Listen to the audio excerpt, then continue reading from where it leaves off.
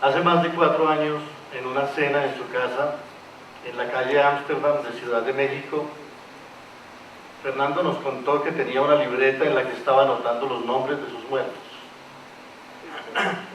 Sus muertos eran todos aquellos que cumplieran el requisito de haber sido vistos por él siquiera una vez en la vida. No recuerdo cuántos nombres llevaba ya anotados, pero sí recuerdo que esa noche, sin proponérnoslo, le ayudamos a encontrar 2. Y no 2 muertos sencillos, sino 2 muertos grandes y opulentos para su lista. Nombres que no sé por qué no había encontrado él solo al azar de los recuerdos. Eran nada menos que 2 papas, uno de los cuales sin duda era Juan Pablo II y el otro, creo, Pablo VI.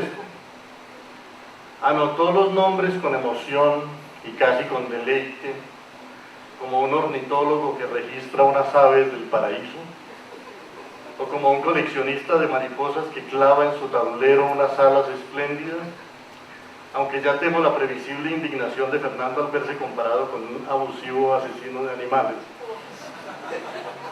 Si yo tuviera una lista de deudas, habría anotado también con fruición: Fernando Vallejo me debe 2 papas, 2 pontífices embalsamados de la Iglesia de Roma. Eso en tiempos de la publicación de su obra magna contra la Iglesia Católica, La Punta de Babilonia, era toda una deuda. Aquella noche todavía no sabía qué iba a hacer con su lista, pero ni él ni yo ignorábamos que la libreta se convertiría en un libro. Fernando acababa de volverse mexicano y ahora de repente comprendo que esta obra de Fernando Vallejo tiene algo de libro mexicano. Es un dilatado y disparatado y cadencioso y delirante Día de Difuntos. Pero si existen el libro tibetano de los muertos y el libro de los muertos de Hermes Trismegisto, una de las 42 obras del 3 veces grande que se salvaron del fuego purificador, que sobrevivieron a la muerte de los libros en la cornisa de Alejandría, y si existen los descensos al Hades de Ulises y de Dante y de Juan Preciado, ¿cómo íbamos a quedarnos sin el libro de los muertos de Fernando Vallejo, quien lleva como 40 años hablando de muertos, y como 30 hablando con muertos, y como 20 declarándose muerto él mismo? Ya El Mensajero de 1983 era un libro de muertos, y a medida que uno se acerca al final de sus páginas siente la angustia de alguien que anda buscando a un hombre muerto a través de las huellas que ha dejado en otros que están muriendo también y que se están llevando en sus pupilas y en sus recuerdos los últimos destellos de esa vida perdida. Fernando llegaba a unas casas donde los últimos testigos de Barba Jacob estaban agonizando o acababan de morir. Uno de los primeros escritos que yo publiqué en mi vida fue una reseña de aquel libro en el año en que llegó a Colombia. Se titulaba El cazador de sombras, y así podría llamarse también esta presentación. Buena prueba de la continuidad un poco dantesca de la obra de Fernando. Su obsesión con los muertos, que es la otra manera de decir su obsesión con los vivos, su obsesión con la vida, mejor dicho. Y si a este libro lo ha llamado El don de la vida, es solo por ponerle una sonrisa irónica al otro título, al título escondido, que es El don de la muerte. Porque ambos son el mismo, o si no, ¿por qué este libro sobre las desintegraciones y las corrupciones y las putrefacciones y las delicuescencias de nuestro destino, sobre la labor del gusano, que según dicen es el protagonista de toda la literatura española, de los versos de Manrique y de los sonetos de Quevedo, aunque también de una epopeya de Víctor Hugo y del monólogo de Hamlet? La lista sería interminable. ¿Por qué, digo, este libro sobre el triunfo de la muerte tenía que comenzar precisamente con una impúdica y desafiante descripción de la vida? Un adolescente desnudo con el sexo descomunal arrojando un chorro de semen hacia el cielo. No es solo un libro de muertos, es una vez más un libro del yo, porque en él Vallejo nos dice y nos repite: yo soy mis muertos. Esos muertos fueron momentos de su vida, a veces años, a veces segundos, y la muerte y la vida son la misma cosa incomprensible como la luz y la oscuridad. Más de lo uno es menos de lo otro, pero esas parejas bailan juntas hasta el final.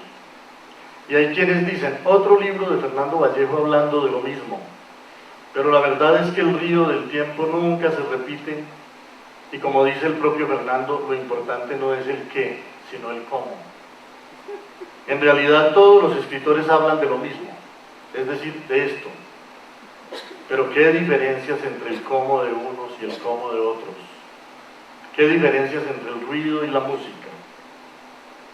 Fernando Vallejo ha renovado en nuestra lengua 3 géneros literarios: la biografía, el ensayo y la novela. Nacido en un país donde el interés por los demás se agota en la murmuración, en la servilidad y en la calumnia, Fernando ha dedicado años de su vida a la labor casi religiosa de reconstruir la vida de 2 poetas. Gracias al curioso destino errante y camaleónico del primero, Porfirio Barbajacó, al rehacer el rompecabezas de su vida, ha rearmado el mapa intelectual de una época en el continente. Gracias al curioso destino local y comercial del segundo, José Asunción Silva, Vallejo ha reconstruido el plano material y mental de la Bogotá de finales del siglo XIX y nos ha mostrado el cuadro patético del único hombre de aquella época que en Colombia intentaba ser moderno y que comprobó con sangre que aquí, para ser un dandy a la manera de Baudelaire o de Oscar Wilde, solo podía serlo al fiado. La miseria final en un hospital de México y un balazo en el corazón en una casa aquí en el vecindario fueron el precio extremo que aquellos hombres pagaron por unas gotas de poesía sublime. Pero dado que ese es uno de los licores más escasos del mundo, el precio casi parece aceptable. Se diría que Vallejo antes era capaz de hablar de muertos a los que no había conocido y que ahora solo quiere hablar de muertos que conoció. Pero la verdad es un poco distinta. Antes buscó conocer unos muertos distantes e ilustres y armó con precisión deslumbrante sus vidas. Ahora los muertos que nombra son un instrumento para nombrar su propia muerte. Vivir es ir muriendo, mientras nos llega el turno morimos en los otros y cada día estamos más cerca de la puerta. Y es nuestra filosofía la que decide si esa puerta es de humo o de hierro, de polvo o de infinito. Los ensayos de Vallejo le dan al género una voz personal que en Colombia nunca había tenido, y no son documentos de divulgación, sino piezas de argumentación. Vallejo los convierte en literatura, pero nunca abandona el rigor. No habla de Darwin como los divulgadores, él discute con Darwin. Piensa, polemiza, argumenta, discrepa, y eso, como dicen, ya merece otro cielo. Lástima que nuestra generación no alcanzará a saber qué pensó de las ideas de Vallejo la gran comunidad científica. El español se oye muy lejos en los laboratorios del pensamiento y por ahora los grandes científicos casi no lo escuchan.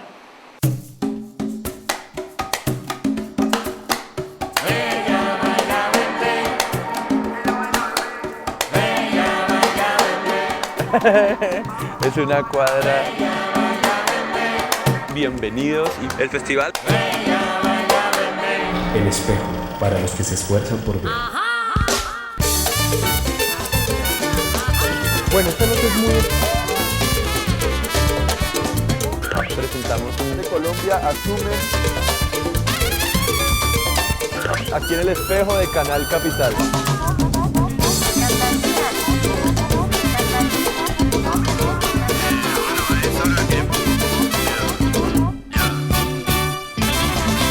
No se olviden que Bogotá y Colombia